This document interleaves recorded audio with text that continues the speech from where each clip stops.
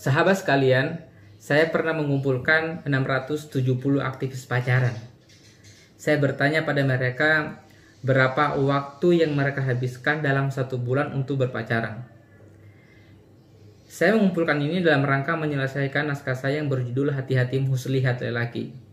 Ternyata hasilnya, orang-orang yang berpacaran hari ini bisa menghabiskan waktunya antara 48 jam sampai dengan 72 jam dalam 1 bulan.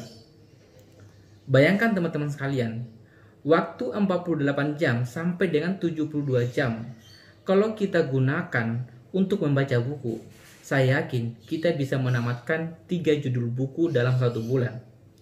Waktu 48 jam sampai dengan 72 jam kalau kita gunakan untuk mengulang pelajaran-pelajaran yang diberikan oleh guru, saya yakin kita bisa menjadi juara di kelas. Kalau waktu 48 jam sampai dengan 72 jam kita gunakan untuk menghafal ayat suci Al-Quran, saya yakin sudah banyak hafalan kita. Daripada anak muda hari ini pacaran bertahun-tahun, ujung-ujungnya cuma jagain jodohnya orang.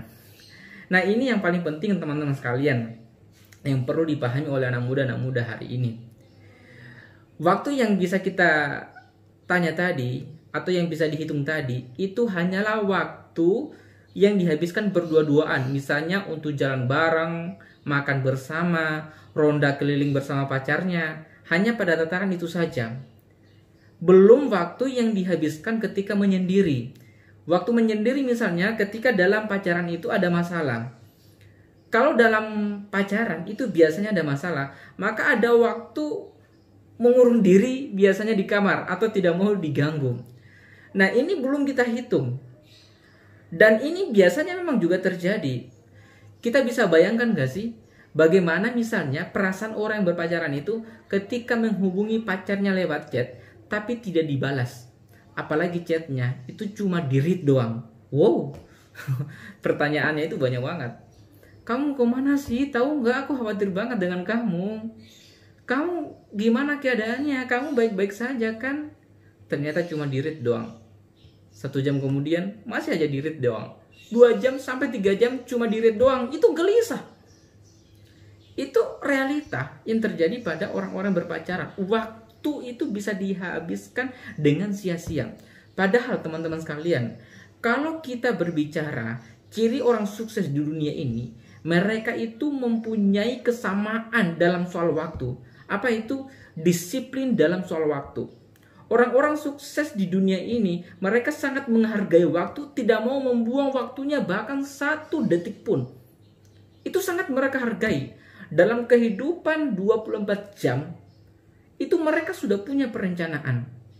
Kita bisa lihat misalnya bagaimana gambaran orang-orang sukses terdahulu dalam memanfaatkan waktu. Misalnya kita ngambil bagaimana para ulama-ulama kita terdahulu. Imam Syafi'i misalnya menggunakan waktu malamnya membagi menjadi 3. Sepertiga malam pertama menggunakannya untuk menulis. Sepertiga selanjutnya menggunakannya untuk beribadah. Sepertiga selanjutnya lagi digunakannya untuk tidur. Maka tidak mengherankan Imam Syafi'i bisa menghafal Al-Quran pada usia 9 tahun. Atau Imam Syafi'i bisa menghafal kitab Muwatta karya Imam Malik yang merupakan kitab yang berisi kumpulan hadis-hadis tentang hukum, itu mampu menghafalnya dalam usia 13 tahun. Kita juga mengenal misalnya Imam Al-Ghazali dengan kitab Ihya Ulumuddinnya. Kita misalnya mengenal Imam Bukhari dengan kitab Sahih Bukharinya. Kita juga misalnya mengenal Imam An-Nawawi dengan ratusan ribu hadisnya. Semuanya mereka memanfaatkan waktu dengan sebaik-baiknya. Menggunakan waktu untuk berkarya, menggunakan waktu untuk ibadah. Maka jangan heran karya-karyanya bisa kita nikmati hari ini walaupun mereka sudah tidak ada lagi. Ini yang perlu dipahami buat anak muda hari ini. Kalau kita menjadi pemuda yang sukses atau menjadi orang yang sukses hari ini, pasti kita tidak akan membuang waktu pada kegiatan yang sia-sia. Apalagi anak muda membuang waktunya pada aktivitas pacaran. Makanya tidak heran teman-teman sekalian, Rasul itu selalu mengingatkan kepada kita bahwa 2 nikmat yang sering dilupakan oleh manusia, yang membuat manusia sering tertipu, yaitu nikmat sehat dan yang kedua adalah nikmat waktu luang. Dan lebih-lebih lagi, yang paling penting teman-teman sekalian perlu kita tahu bahwa waktu ini semua nanti akan dipertanyakan oleh Allah Subhanahu wa taala di akhir kelak. Ada sebuah hadis yang mengatakan bahwa tidak bergeser kakinya anak Adam itu sebelum ditanyakan 5 hal. 2 diantaranya adalah menggunakan untuk apa umur kita.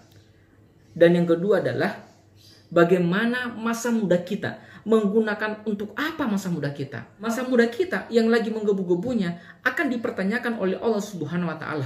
Apakah kita menggunakannya untuk berkarya? Apakah kita menggunakannya dengan semangat untuk menghafal ayat suci Al-Quran? Apakah kita semangat menggunakannya untuk beribadah kepada Allah Subhanahu wa taala, atau justru menggunakannya dalam rangka bermaksiat? Nauzubillahi min dzalik. Ingatlah, jangan sampai kita termasuk orang-orang yang merugi karena tidak mampu memanfaatkan waktu kita dengan sebaik-baiknya. Allah Subhanahu wa taala sudah mengingatkan dalam surat Al-Asr bahwa a'udzubillahi minasyaitonir rajim wal 'asr innal insana lafi khusr illa alladzina amanu wa 'amilus solihati wa tawassaw bil haqqi wa tawassaw bis sabr. Artinya, demi masa, sesungguhnya manusia itu benar-benar berada dalam kerugian, kecuali orang-orang yang beriman dan mengerjakan kebajikan, serta selalu menasihati dalam kebenaran dan menasihati dalam kesabaran. Oleh karena itu, jangan sampai kita menjadi orang-orang yang merugi. Mari kita menjadi orang-orang yang beruntung dengan memanfaatkan waktu kita dengan sebaik-baiknya, dengan selalu beriman kepada Allah Subhanahu wa taala dan menjauhi maksiat. Salah satunya adalah maksiat pacaran. Terima kasih. Wassalamualaikum warahmatullahi wabarakatuh.